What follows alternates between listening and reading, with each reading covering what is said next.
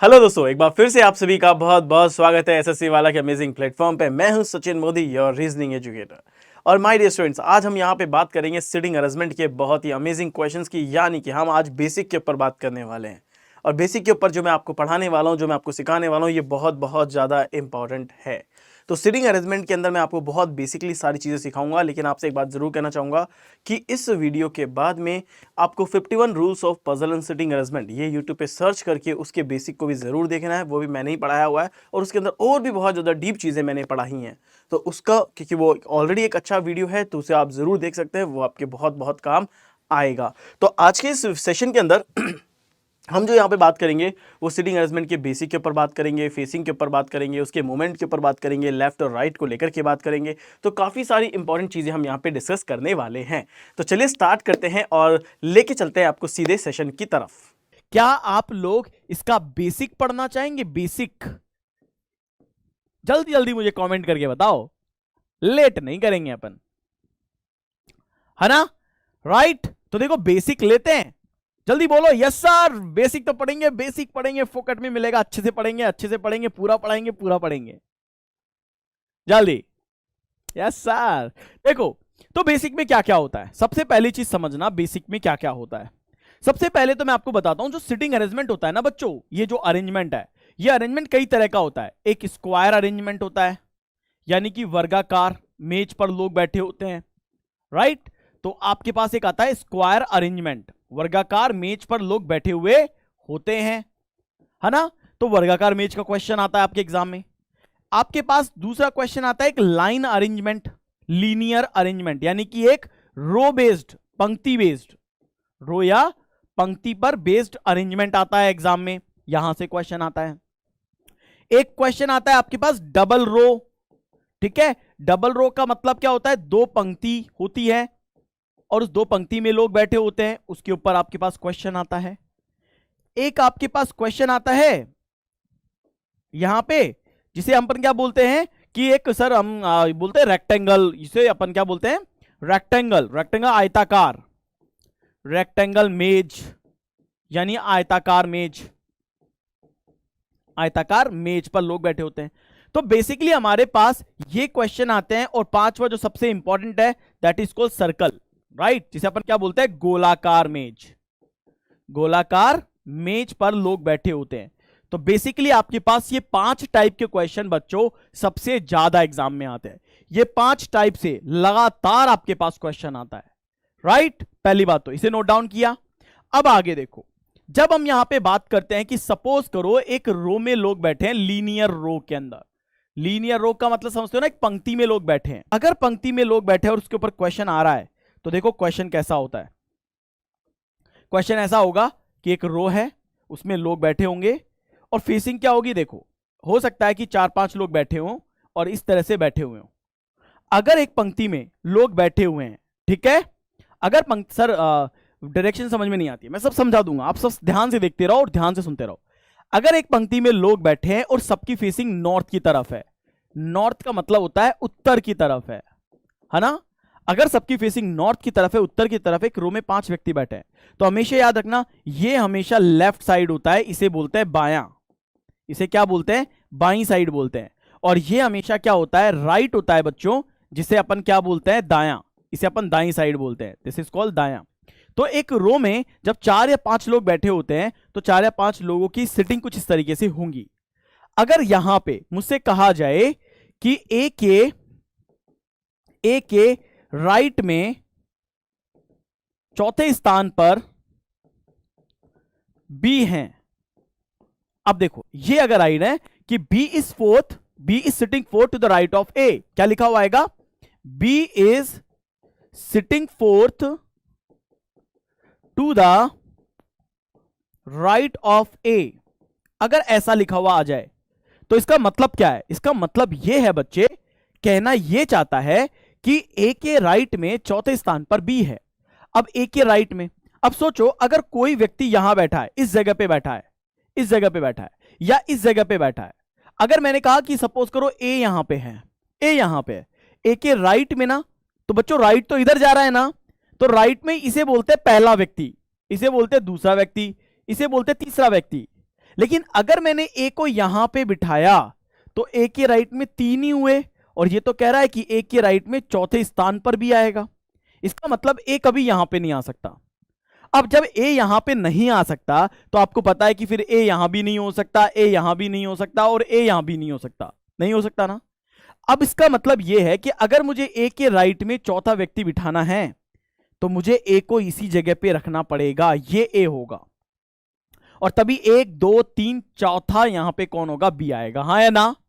तो इसका मतलब यह हुआ ना बच्चों कि इस तरीके से अगर मैं जाऊंगा तो जब भी मैं राइट जाऊंगा तो राइट का मतलब मैं इस तरफ जाऊंगा, राइट का मतलब मैं इस तरफ जाऊंगा, ओके। और अगर मुझसे यह कहता कि बी के लेफ्ट में चौथे नंबर पे ए आएगा तो बी मेरा यहां होता और बी का लेफ्ट इधर होता, क्योंकि लेफ्ट साइड इस तरफ है। तो जब भी आपसे बोला जाए कि भैया राइट उधर है, राइट उधर, तो उधर ही जाना है, और लेफ्ट इधर है तो इधर ही आना है। अगर मुझसे यह कह दे कि ए के राइट में सेकंड नंबर पे दूसरे स्थान पर सी है, अगर ये कह दे ए के राइट में सेकंड नंबर पे, तो ए अब मुझे मिल चुका है, तो मेरे ए के राइट में ये पहला और ए के राइट में ये दूसरा, यहां पे मैं सी को प्लेस कर दूंगा, राइट। मेरी बात समझ में आ गई। तो ये हमेशा क्या होगा, प्लेस रखने का होगा कि राइट मुझे इधर जाना है और लेफ्ट मुझे इधर आना है। क्लियर हो गया ये।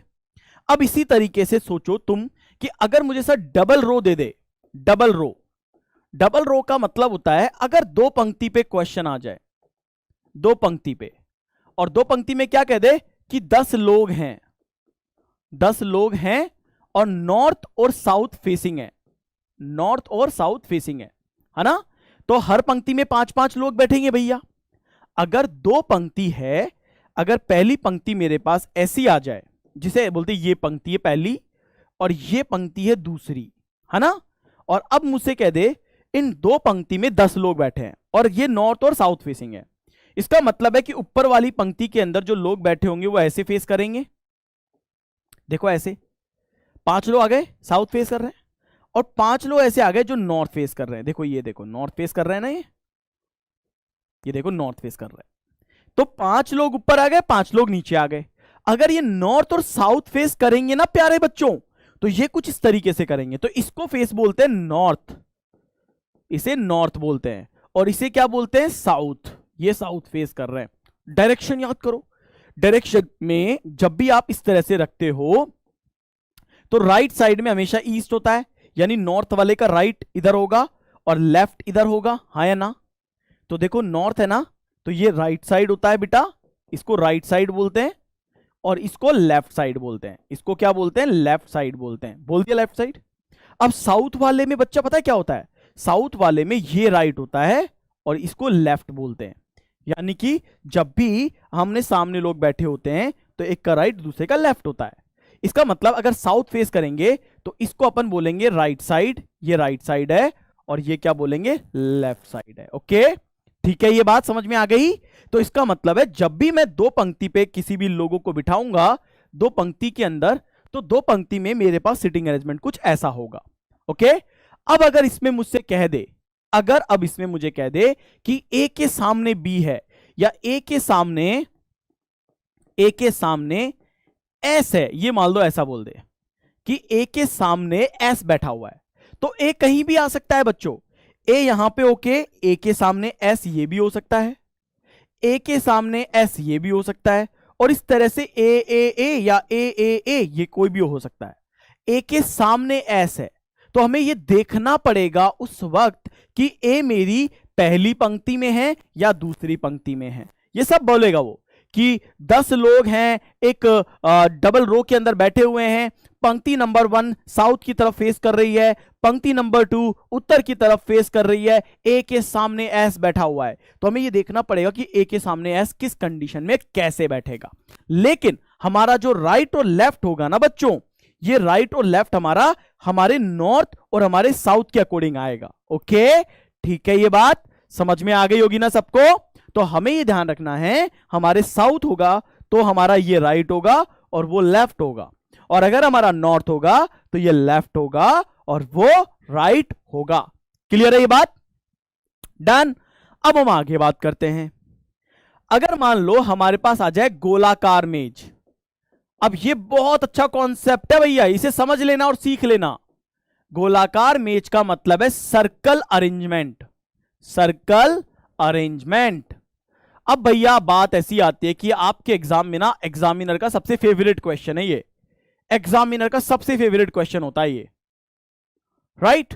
कैसे? देखो, अगर गोलाकार मेज होगी तो एग्जामिनर आपको कुछ ऐसी गोलाकार मेज देता है, ठीक है? ये लीजिए ऐसी। अब इसमें ना तीन तरह के क्वेश्चन बनते हैं, इसमें ना तीन तरह के क्वेश्चन बनते हैं। देखो अब समझो, ठीक है? इसमें आपके तीन तरह के क्वेश्चन बनेंगे बच्चों, बड़े ध्यान से देखना। कैसे? देखिएगा, अगर मेरे को कहा गया कि एक सर्कल में चार लोग बैठे हैं, है ना, और सबकी फेसिंग अंदर है, तो देखो चार लोग ऐसे भी हो सकते हैं, अंदर फेसिंग करने वाले, चार लोग अंदर फेस कर रहे हैं। चार लोग बाहर फेस कर सकते हैं कि चारों लोग बाहर फेस कर रहे हैं, देखो ऐसे भी फेस कर सकते हैं। और ऐसे भी बोल सकता है कि एक सर्कल के अंदर चार लोग, छह लोग, आठ लोग बैठे, कुछ अंदर फेस कर रहे हैं, कुछ बाहर कर रहे हैं। यानी कि अगर मान लो आठ लोग हैं तो हो सकता है कि ये अंदर फेस कर रहे हो ऐसे वाले, और ये चार बाहर फेस कर रहे हो ऐसे वाले, यानी कि इनसाइड एंड आउटसाइड। तो मतलब एग्जाम में ना क्वेश्चन दोनों तरह से आएगा। सर आपका कंप्लीट रीजनिंग कहां मिलेगा? ये मेरा सूर्या बैच आप बाय कर लेना बेटा, वहां मिल जाएगा। अगर सारे फेस इनसाइड कर रहे होंगे, सारे की सारे फेस इनसाइड, मतलब कि सेंटर की तरफ, क्या बोलते हैं इसको? सेंटर की तरफ। जब सारे लोग इनसाइड फेस कर रहे होंगे बच्चों, इसको हिंदी में बोलते हैं सेंटर की तरफ।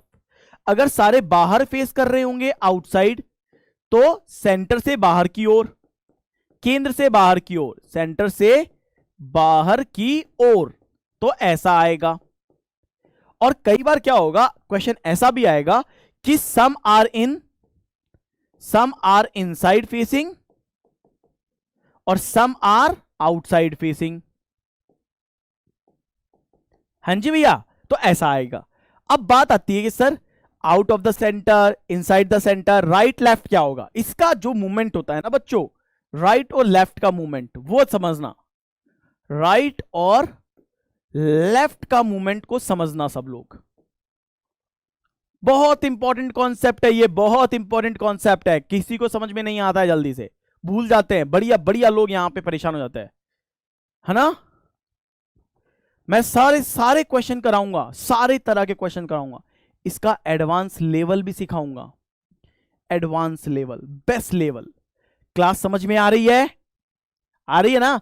अरे अभी तो स्टार्ट किया है मैंने, अभी आप देखना, अभी तो इतना अल्टीमेट लेवल आपको पढ़ाऊंगा कि आप कहोगे wow sir, this is the best class ever. ये मेरी पूरी कोशिश होगी कि आप ये शब्द बोलें, आप इस तरीके से सेशन को लाइक और शेयर कर दें कि हर बच्चे तक जो बेसिक सीखना चाहता है वो मेरे साथ यहां पे कनेक्ट हो जाए। तो मैं यहां पे था, अगर सारे बेटा अंदर फेस करेंगे तो इसलिए राइट साइड हमेशा ये होगा और लेफ्ट साइड हमेशा ये होगा। यानी जब भी मुझे राइट जाना है, अगर ये बंदा यहां कोई बैठा है तो इसका राइट साइड ये होता है और इसका लेफ्ट साइड ये होगा। अगर कोई बंदा यहां बैठा होगा तो इसका राइट साइड ये होगा और इसका लेफ्ट साइड ये होगा। अगर कोई बंदा यहां बैठा हुआ है तो इसका राइट साइड ये होगा और इसका लेफ्ट साइड ये होगा। यानी आप देखो, जब भी मैं राइट साइड जाऊंगा तो मैं हमेशा एंटी क्लॉक वाइज जा रहा हूं, और लेफ्ट का मतलब है मैं क्लॉक वाइज जा रहा हूं। हाँ या ना? हाँ या ना? समझ में आ रहा है? राइट? अगर कभी भी ऐसा होगा तो अब यहां पे देखो, इसी का अपोजिट यहां पे होता है। अगर मान लो मेरे को लेना है तो ये मेरा लेफ्ट साइड हो जाएगा, ये मेरा राइट साइड हो जाएगा जब आउटसाइड फेस है। यानी कि इसी में देखूंगा तो ये राइट साइड हो जाएगा और ये लेफ्ट साइड हो जाएगा। इसमें देखूंगा तो ये राइट साइड हो जाएगा, ये लेफ्ट साइड हो जाएगा, ये इसका राइट साइड हो जाएगा और ये इसका लेफ्ट साइड हो जाएगा। यानी अब आप देखो तो आपको दिखाई देगा कि सर इसके अंदर जो राइट हो रहा है वो एंटी क्लॉक जा रहा है और जो लेफ्ट हो रहा है वो सर क्लॉक आ रहा है। देखो इसका जस्ट अपोजिट है ना? इसका जस्ट अपोजिट है। क्लियर है ये? इसमें मैंने उल्टा बना दिया, उसको उल्टा बना दिया। रुको रुको रुको रुको, इसमें उल्टा बना दिया मैंने, जस्ट ए मिनट, मैंने इसमें गलत बना दिया है। हाँ ये रहा, जस्ट ए मिनट। ये मेरा राइट साइड आ गया और ये मेरा लेफ्ट साइड आ गया, ये मेरा राइट साइड आ गया, ये मेरा लेफ्ट साइड आ गया, ये मेरा राइट साइड आ गया, ये मेरा लेफ्ट साइड आ गया, और ये मेरा राइट साइड आ गया, और ये मेरा लेफ्ट साइड आ गया। इसका मतलब मेरा जितना भी राइट साइड जा रहा है, जितना भी मेरा राइट साइड जा रहा है वो सभी मेरा क्लॉक जाएगा, और जितना मेरा लेफ्ट जाएगा वो एंटी क्लॉक जाएगा। ये देखो ऐसा आ गया। क्लियर है? ये समझ में आ गया? तो यहां और यहां अंतर क्या है? जब मेरा इनसाइड फेस है, अंदर देख रहे हैं, तो राइट हमेशा एंटी क्लॉक जाएगा, राइट हमेशा एंटी क्लॉक जाएगा, राइट। और अगर मेरे को जब भी आउटसाइड लेना है, बाहर फेस कराऊंगा, तो राइट मेरा क्लॉक जाएगा। ठीक है? अब समझो इसको ऐसे, अगर मैं एक लाइन बोलता हूं, अगर मैं एक लाइन बोलता हूं कि B is sitting second, B is sitting second to the right of A, right of A, इसका हिंदी में मतलब है A के दाएं, A के दाएं दूसरे स्थान पर, दूसरे स्थान पर B है। अगर ये स्टेटमेंट आ जाए, अगर ये स्टेटमेंट आ जाए, क्या कह रहा है कि B is sitting second to the right of A, A के दाएं दूसरे स्थान पर B है, तो भाई अगर मान लो अंदर फेसिंग है तो A के दाएं दूसरे स्थान पे B लेना है। अब A कहीं भी हो सकता है, A भाई बच्चों यहां भी हो तो A हो सकता है, ये भी A हो सकता है, लेकिन अगर ये A हुआ, ये अगर A हुआ, तो पहला व्यक्ति ये काउंट होगा, क्योंकि इधर कोई व्यक्ति तो बैठा नहीं है, तो A के राइट में पहला ये होगा, देन दूसरा यहां पे क्या होगा, B यहां पे होगा। अगर 4 लोग बैठे हैं, A के राइट में दूसरे स्थान पे B लेना है, तो मैं कैसे लूंगा, A के राइट में पहला व्यक्ति ये रहा और दूसरे नंबर पे B ये आ रहा है। अगर मैंने A यहां लिया होता तो एक बंदा छोड़ के B यहां लेता, अगर मैं A यहां लेता तो एक बंदा छोड़ के B यहां लेता, और अगर A यहां होता तो एक बंदा छोड़ के B यहां लेता। मतलब अगर मैं ये कहूं A के दाएं दूसरे स्थान पे, तो A एक छोड़ के और देन B यहां पे लेता, इसी को बोलते हैं A के राइट में दूसरा, A के राइट में सेकंड नंबर का। तो A के राइट में जब भी सेकंड नंबर का व्यक्ति लूंगा तो एक का गैप होगा। क्या होगा? एक का गैप होगा। मेरी बात समझ में आ रही है ना सबको? अगर मेरे को कहा जाए A के दाएं दूसरे स्थान पे B है, दूसरे स्थान पे B है, तो एक छोड़ के दूसरे स्थान पे B। अगर मुझसे कहता A के दाएं तीसरे स्थान पर, ठीक है, तीसरे स्थान पर B है, अब इसने मुझे बोला ना तीसरे स्थान पे B है A के दाएं, तो A यहां पे लिखता 1 2 तीसरे नंबर पे, पहला व्यक्ति, दूसरा व्यक्ति और तीसरा व्यक्ति कौन होगा? B होगा। तो अगर तीसरे स्थान पे बोल रहा है तो गैप कितने का लूंगा? 2 का लूंगा। पॉइंट कनेक्ट हो गया? अगर ऐसा बोलता है कि A के दाएं A के बाएं चौथे स्थान पर B है, अगर ऐसा बोले तो A लिखूंगा, एक का गैप, पहला व्यक्ति, दूसरा व्यक्ति, तीसरा व्यक्ति, चौथे स्थान पर B लूंगा, तो A के लेफ्ट में चौथे स्थान पे B लूंगा, तो यानी चौथे स्थान पे लूंगा तो गैप कितने का लूंगा? 3 का लूंगा। क्लियर हो गया? ये बात समझ में आ गई? तो जब भी मुझसे बोले कि दूसरा बोलना है तो जितना बोल रहा है उससे एक कम गैप, तीसरा बोल रहा है तो जितना बोला उससे एक कम, यानी 2 का गैप। अगर बोल रहा है चौथे स्थान पे तो 4 बोला है ना, तो 3 का गैप लेके चौथे स्थान पे बिठा दूंगा। Is that clear? डन? तो इस तरीके से मैं सेंटर में बिठाऊंगा, इस तरीके से मैं आउटसाइड बिठाऊंगा। और अगर मिक्स आए कि भाई कुछ लोग अंदर फेस करेंगे और कुछ बाहर फेस करेंगे, तो उन्हें हम ऐसे बिठाएंगे जैसे सारे के सारे क्या अंदर है, अंदर फेस होगा तो ये राइट साइड और ये लेफ्ट साइड, बाहर फेस है तो ये राइट साइड और ये लेफ्ट साइड। बस लेफ्ट और राइट तो इसको देख के बना ही लोगे भाई। अगर मान लो कोई बंदा बाहर फेस करता है तो राइट इधर होता है ना, ये देखो राइट जा रहा है सबका, इसका भी राइट है, इसका भी राइट है, इसका भी राइट है, इधर तो राइट सारा ऐसे ही ऐसे है जो बाहर फेस कर रहे हैं, यानी हर एक का राइट यही होगा, हर एक का राइट यही होगा, हर एक का राइट यही होगा, है ना? और हर एक का लेफ्ट यही होगा। ये लेफ्ट होगा, ये इसका लेफ्ट है, ये इसका लेफ्ट है और ये इसका लेफ्ट है। और इनसाइड वाले का तो पता ही है कि हाँ सर ये राइट हो गया, ये लेफ्ट हो गया, है ना? ये राइट लेफ्ट हो गया, ये राइट लेफ्ट हो गया और ये राइट लेफ्ट है। तो ये यहां पे सिटिंग होती है। इतना क्लियर हो गया सबको? इतना क्लियर हो गया? अब देखो इसके आने के बाद दो ट्रिकी पॉइंट, दो ट्रिकी स्टेटमेंट। भाई आपने देखा होगा कि दो तरह के वर्ड बहुत ज्यादा आते हैं, दो तरह के वर्ड बहुत ज्यादा एग्जाम में आते हैं। एक तो ऐसा आता है और लेकिन, किंतु और या। हिंदी में ये बोलते हैं इसको, हिंदी में इस तरह के वर्ड आते हैं। और इसको इंग्लिश में क्या बोलते हैं? एंड, बट और। ये टर्म्स पढ़े आपने? ये टर्म सिटिंग अरेंजमेंट में देखे होंगे ना आपने? सभी लोग यार मिलके लाइक जरूर कर देना यार, अगर आपको लगता है ना कि यार ये सर जितना भी होता है इतना बेसिक पढ़ाने की कोशिश कर रहे हैं। आप सब लोग मिलके ना सपोर्ट जरूर करना, ताकि ना ये क्लास हर बच्चे तक पहुंच जाए जो बच्चा कोर्स अफोर्ड नहीं कर सकता, है ना। जो कर सकता है उसको तो मैं वैसे ही वहां पे वैसे दे रहा हूँ, पर जो नहीं कर सकता एटलीस्ट उसको मैं यहाँ पे कुछ तो बढ़िया दे दूं, ताकि उसको भी लगे कि हाँ यार ये टीचर दिल से कनेक्ट है, ये मेरे से बाय हार्ट कनेक्टेड है ना। तो प्यारे बच्चों, दो ट्रिकी स्टेटमेंट मैं बताने वाला हूं। एक होता है इस तरह के वर्ड आता है और, लेकिन, किंतु, परंतु। बहुत सारे बच्चे सोचते हैं यार इसका मतलब क्या है सर, ये समझ में नहीं आता ये किसके लिए आ रहा है। एक लाइन सुनना, मैं यहां पे बोलता हूं कि 8 व्यक्ति हैं, ठीक है, 8 व्यक्ति हैं, एक गोलाकार मेज पर बैठे हुए हैं, सर्कल में। गोलाकार मतलब सर्कल, ओके। तो 8 पर्सन है, एक सर्कल में बैठे हुए हैं, फेसिंग मान लो चलो सबकी इनसाइड है। इनसाइड मतलब समझते हो ना, केंद्र की ओर, केंद्र की ओर फेसिंग है। चलो ये तो ठीक है, ये इतना तो क्वेश्चन है, इतना क्वेश्चन है। एक स्टेटमेंट यहां पे दिया, मान के चलो स्टेटमेंट क्या दिया कि ए इज, हिंदी में लिख दूंगा मैं, A is sitting third to the left of B and second to the, ऐसा स्टेटमेंट आता है, left of, second to the right of C. क्या कह रहा है? इसका मतलब क्या है? इसका हिंदी में मतलब देखना। इसमें हिंदी में क्या कहता है?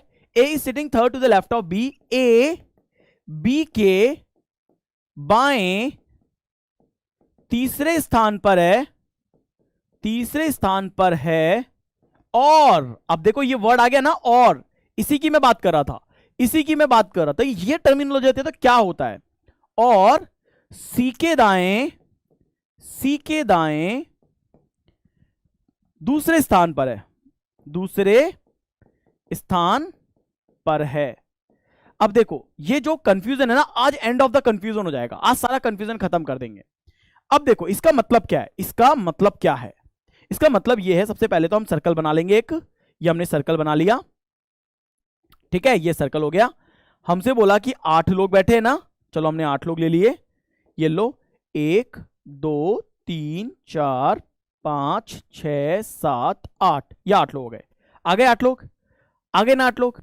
अब सुनो, इसने बोला कि 8 व्यक्ति हैं, एक गोलाकार यानी एक सर्कल में बैठे हैं, इनसाइड उसकी फेसिंग है सर्कल में, यानी केंद्र की तरफ उसकी फेसिंग है। हमने बनाया, चलो ये ठीक है, सब कुछ बना दिया, सब कुछ बना दिया ना।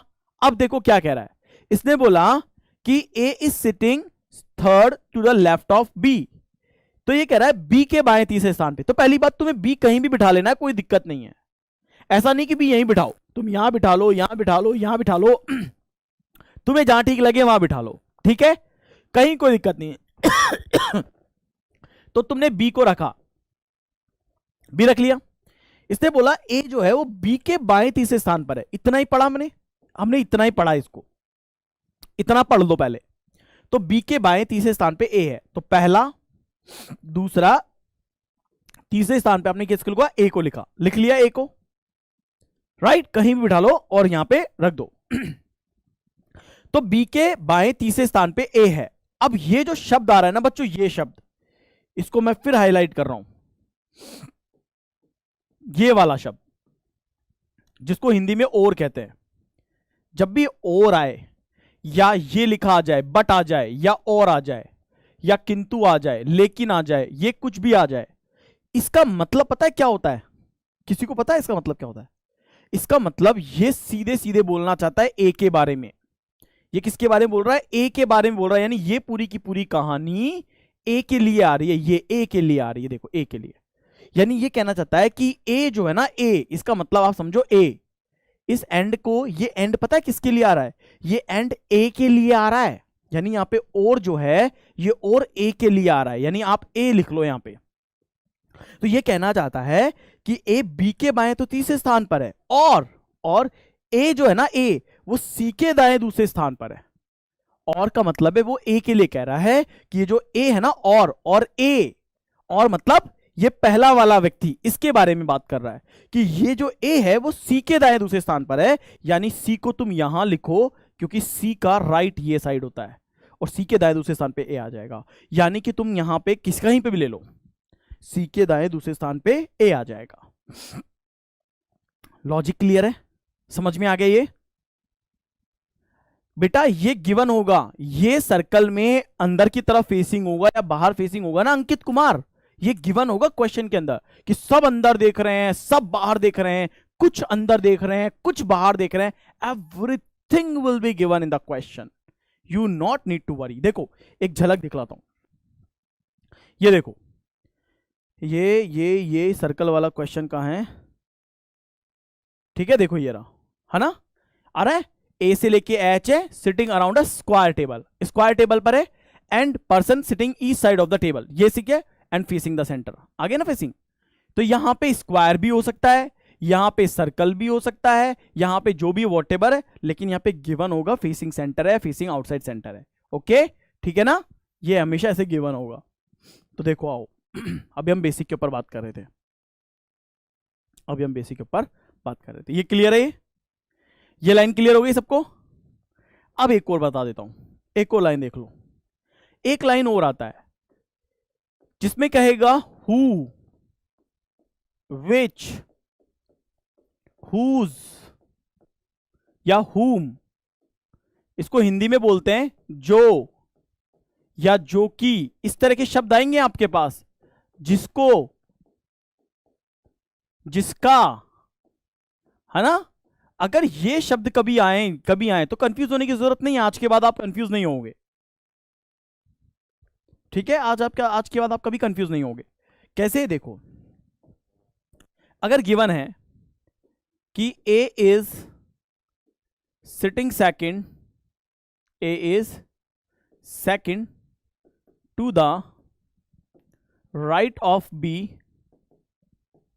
हु इज थर्ड टू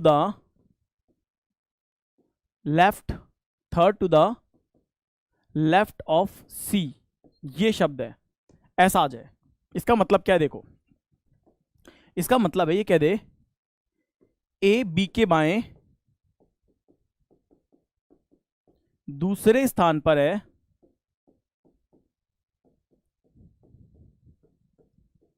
जो कि सी के बाएं तीसरे स्थान पर है। ठीक है, बात समझ में आ गई? बात समझ में आ गई? अब देखो, अगर ये स्टेटमेंट आ जाए, इसका मतलब क्या है? सर्कल ले लेते हैं, एक सर्कल ले लिया हमने कहा कि ठीक है 8 लोग बैठे हुए हैं, 8 लोग बिठा दो, ये लो 8 लोग बिठा दिए हमने। भाई बेसिक पढ़ा रहा हूँ, बेसिक तो पढ़ लो, फिर क्वेश्चन तो करना ही करने हैं, अभी बस ये लास्ट है, फिर क्वेश्चन कराता हूँ, इसके बाद सीधे क्वेश्चंस करते हैं। ठीक है, परेशान मत हो। अब उससे मुझे क्या बोला? A is sitting second to the right of B, हमने कहीं भी बिठा लिया। सपोज करो बी हमने यहां बिठाया कि ठीक है ये बी आ गया, ये बी आ गया, और बी के बाएं दूसरे स्थान पे ए आ गया, है ना? तो A is second to the right of B, इतना पढ़ लो। इतना पढ़ने के बाद ये हु है ना, ये हु हमेशा इसके लिए आता है, हु हमेशा इसके पास वाले व्यक्ति के लिए आता है। तो हु से पहले जिसका नाम, हु उसके लिए। इसका मतलब आप इस हु की जगह पे पढ़ लो बी, और क्या कह रहा है कि B is third to the left of C. तो हु को यहां हिंदी में बोलते हैं जो कि, और जो कि यहां पे किसके लिए आ रहा है? बी के लिए आ रहा है। कि यहां पे कह सकते हो कि बी जो है वो सी के बाएं तीसरे स्थान पर है। तो सी का बायां यानी सी को आपको यहां लेना पड़ेगा, ये सी है 1 2 3, क्योंकि ये राइट साइड होता है एंड ये लेफ्ट साइड होता है। लेफ्ट में 1, लेफ्ट में यहां 2 और लेफ्ट में यहां 3, ये इसका स्टेटमेंट का मीनिंग है। ठीक है, क्लियर हो गया? अब हम यहां पे आपको कुछ प्रैक्टिस कराते हैं। Are we ready? Are we ready for practice? बोलो, क्या हम सभी बच्चे तैयार हैं प्रैक्टिस के लिए? क्या हम सभी बच्चे तैयार हैं एकदम प्रैक्टिस के लिए? बढ़िया क्वेश्चन के लिए चलो तो स्टार्ट करते हैं। हमारा पहला क्वेश्चन लेते हैं। ये हमारा पहला क्वेश्चन है और ये आपके पास टाइमर है। मैं आपको 2 मिनट दूंगा, आराम से करना, कोई जल्दी नहीं है, और करके बताओ सही आंसर क्या आएगा। 2 मिनट है, धीरे धीरे करो।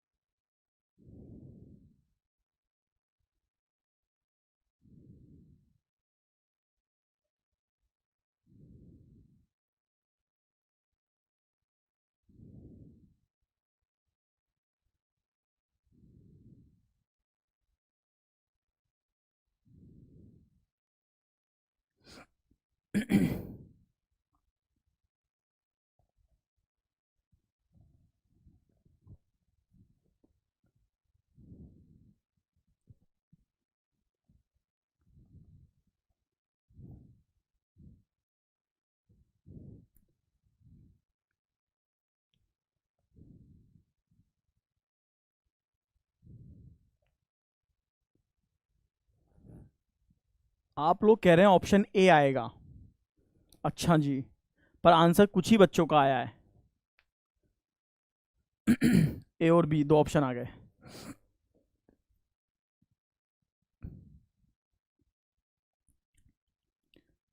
डी ऑप्शन, अच्छा भैया, डी ऑप्शन भी आ गया।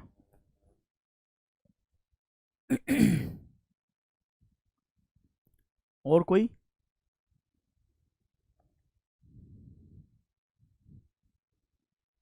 देखो भैया, 2 मिनट आपको पूरे दिए, क्योंकि हमारे पास बहुत सारे बच्चे नए हैं, है ना, उन सबका हमें ख्याल रखना होगा, इसलिए हमने आपको 2 मिनट दिए। अब हमारे पास क्या कह रहा है, एक रो है ना, 6 स्टूडेंट को बिठाना है मुझे एक रो में।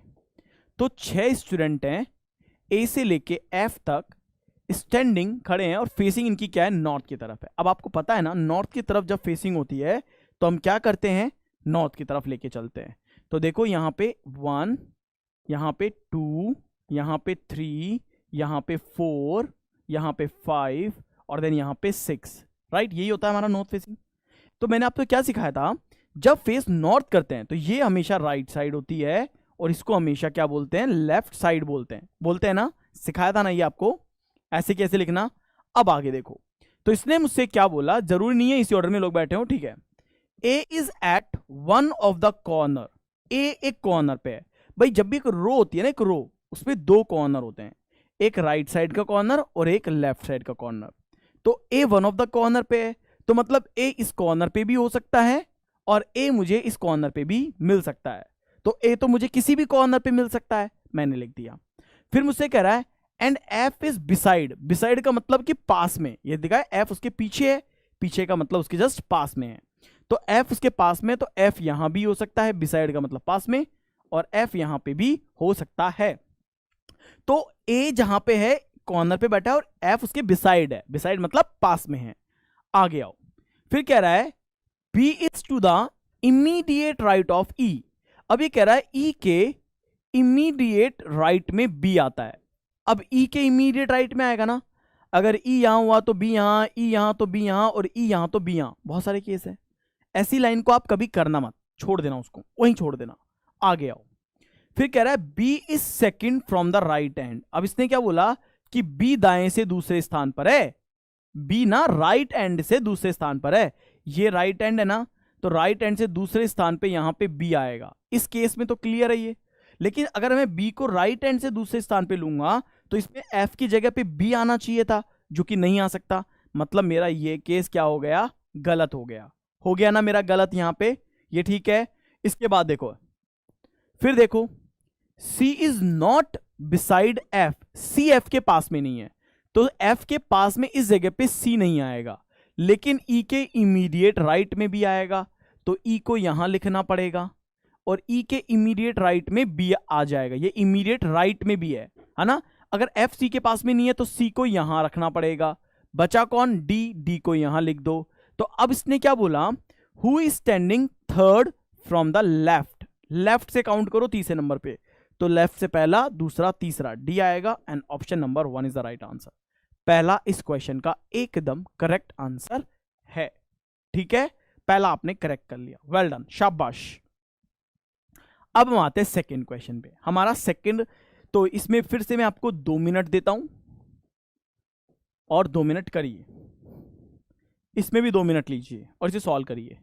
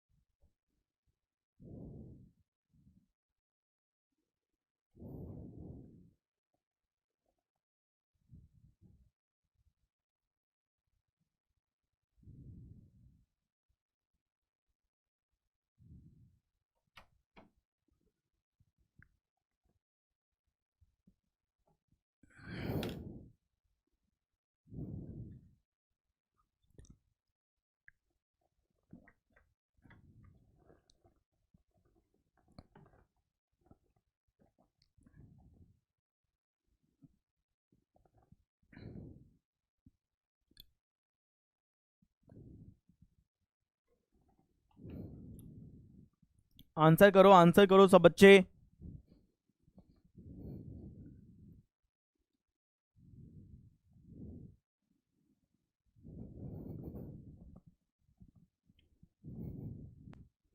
ऑप्शन सी, वेरी गुड, शाबाश, बहुत बढ़िया।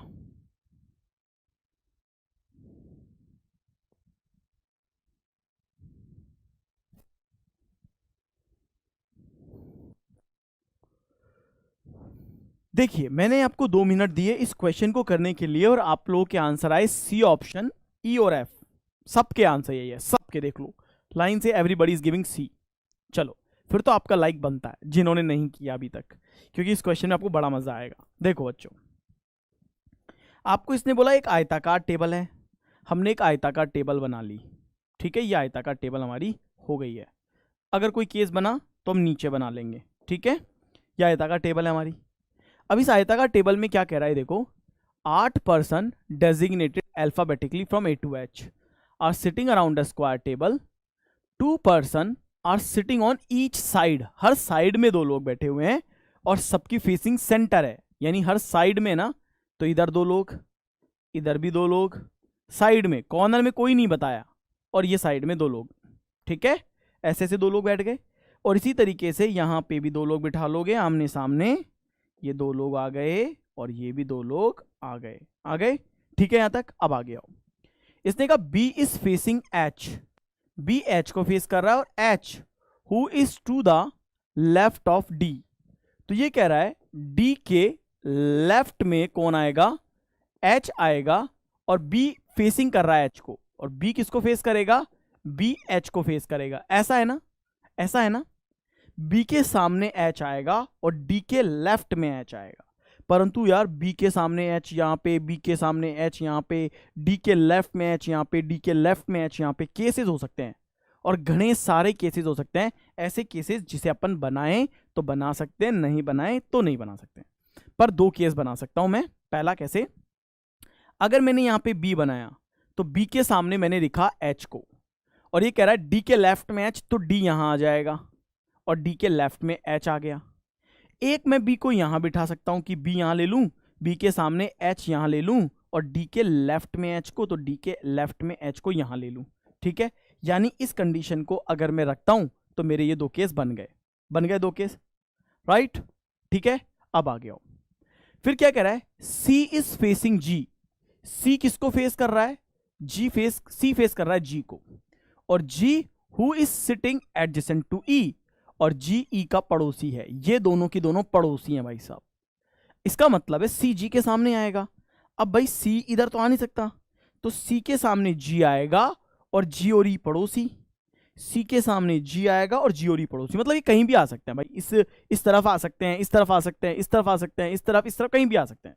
तो सी के सामने जी आएगा। आ गया। फिर कह रहा है ए इज फेसिंग एफ। ए किसको फेस कर रहा है? एफ को फेस कर रहा है, एफ को फेस कर रहा है। और F who is to the immediate right of C, और सी के इमीडिएट राइट में एफ आएगा, सी के इमीडिएट में। अब देखो सी के इमीडिएट में एफ आएगा, सुना समझना, सी के इमीडिएट राइट में एफ और एफ के सामने ए। अब यहां सी अगर यहां पे हुआ, सी के इमीडिएट राइट में एफ, सी के इमीडिएट में एफ और एफ के सामने ए, नहीं आ सकता, नहीं आ सकता। सी यहां रखो, सी के इमीडिएट राइट में एफ और एफ के सामने ए, यहां पे आ सकता है। ऐसी कंडीशन तो हो सकती है, हाँ है ना? ऐसी कंडीशन तो हो सकती है, और तो कंडीशन हो नहीं सकती। फिर और सोचो और समझो जरा कि सी के राइट में एफ और एफ के सामने ए, सी के राइट में एफ और एफ के सामने ए, ये भी हो सकता है। तो कंडीशन तो यहां पे बहुत सारी बन रही है, हम इसको भी छोड़ देंगे, राइट? इसको भी हम छोड़ देंगे क्योंकि कंडीशन यहां पे भी बहुत सारी है। फिर आगे देखो, अगर ऐसा है तो कौन से दो बंदे हैं जो सीओडी के बीच में बैठे हैं? अब सोचो जरा, अगर मैं कहता हूं सी के इमीडिएट में एफ, अगर यहां पे सी लिया, सी यहां पे लिया, और सी के इमीडिएट राइट में एफ लिया, तो एफ के सामने ए, ये भी हो रहा है। देखो ऐसा भी हो रहा है ना? ऐसा भी हो रहा है। अब आगे बढ़ते हैं कि भाई अगर ऐसा है तो ये क्या कंडीशन हो सकती है? सी के इमीडिएट में और एफ कहां आ सकता है, और कहां आ सकता है? अगर मैंने यहां पे लिखा सी के मिनट में एफ, या सी के मिनट में एफ, या सी के मिनट में एफ, तो कंडीशन बहुत सारी हैं। सी के इमीडिएट में एफ, एफ के सामने ए, ये भी हो गया। पर चलो ये ठीक है, ये कर लिया, तो सी के सामने जी भी तो लाना पड़ेगा ना। अब सी के सामने जी कहां से लाओगे? तुम सी के सामने जी इधर ले आओगे, तुम सी के सामने जी इधर भी ले आओगे, ले आए, चलो ये भी ठीक है। सी के इमीडिएट में एफ आ गया, एफ के सामने ए आ गया, ठीक है। सी के सामने जी आ गया, ठीक है। लेकिन जी और ई को पड़ोसी भी तो बनाओगे, क्योंकि ये तो इमीडिएट है ना। अब बताओ सी और जी कहां पड़ोसी तुम्हारे? सी और जी तो जी और ई कहां पड़ोसी है? जी यहां पे, तो ई यहां पे आएगा, तभी तो जी और ई पड़ोसी होंगे। हो गए। जी और ई पड़ोसी कहां होंगे? सर जी तो यहां पे, तो ई को यहां बिठा लें, हाँ जी, तो ये पड़ोसी हो गए। फिर ऐसा देखो कि अगर ऐसी कंडीशन है, अगर ऐसी कंडीशन है, तो मुझसे क्या बोलता है? दो बंदे सी और डी के बीच में कौन है? A B. ए बी तो ऑप्शन में ही नहीं है तुम्हारा। अगर सी और डी के बीच में अगर मैं दो बंदे देखूंगा तो ए और बी बैठे हैं, जो कि मेरे ऑप्शन में ही नहीं है। अब क्या करूंगा मैं? फिर मैं यहां पे आऊंगा, सर मेरा पास यहां पे सी है और सर मेरे पास यहां पे डी है, तो सी और डी के बीच में दो व्यक्ति कौन है? सर एफ और एच ही आ रहे हैं, दो व्यक्ति, तो वो तो यही आ रहे हैं। इसका मतलब सर ये वाले में जो दो व्यक्ति आ रहे हैं वो मेरे ऑप्शन में है ही नहीं, तो इसका मतलब है ये ऑप्शन गलत है और ये ऑप्शन सही है। आपका आंसर आ गया होगा। अब जिसको नहीं आया समझ में, वो आराम से क्रॉस चेक करो, हर एक चीज को समझो और देखो। क्लियर हो गया ये? डन। एंड प्लीज अभी मेरी नेक्स्ट क्लास भी है, अगर आपको ये समझ में आ गया तो आप इसको दोबारा से प्रैक्टिस करना। जिसे समझ में नहीं आया वो इसको दोबारा से देखेगा, राइट? उसे दोबारा से देखेगा, समझने की कोशिश करेगा और देन आंसर देगा। ओके है? ठीक है। और साथ में मैं आपको दे रहा हूं आज का होमवर्क। ये है हमारा टुडेज होमवर्क। एवरीबॉडी, ये आपका आज का होमवर्क है और इसका आंसर गलत सही जैसा आपको आता है आप मुझे कमेंट सेक्शन में देंगे। देखो मेरी नेक्स्ट क्लास है, इस वजह से मैं आपको दोबारा उसको री-एक्सप्लेन नहीं कर रहा, लेकिन ये वीडियो यूट्यूब पे रहेगा, आप इसे कई बार चाहें तो देख सकते हैं। तो होमवर्क क्वेश्चन है, ये आपको करना है और इसका आंसर कमेंट में चाहिए, ठीक है? आंसर कमेंट करें। जितना भी बच्चा आंसर करेगा उन सबको मेरी तरफ से स्पेशल थैंक्स आएगा। और जिनके भी समझ में नहीं आया, प्लीज मेरी बात ध्यान से सुने कि अगर आपको समझ में नहीं आया तो आपको क्लास का फोकस बनाना पड़ेगा थोड़ा सा और इसकी नेक्स्ट क्लास का वेट करना पड़ेगा। मैं आपको नेक्स्ट क्लास में ये और समझा दूंगा अच्छे से, बेस्ट तरीके से, ठीक है? चलो, तो थैंक यू सो मच प्यारे बच्चों, मजा बहुत आया। उम्मीद करता हूं कॉन्सेप्ट आपने सीखा। जिसे समझ में नहीं आया वो दोबारा देखेगा, तिबारा देखेगा। ये वीडियो आपके पास लंबे समय तक यूट्यूब पे रहेगा। Okay, so thank you. कल फिर मिलता हूं आपसे क्लास में।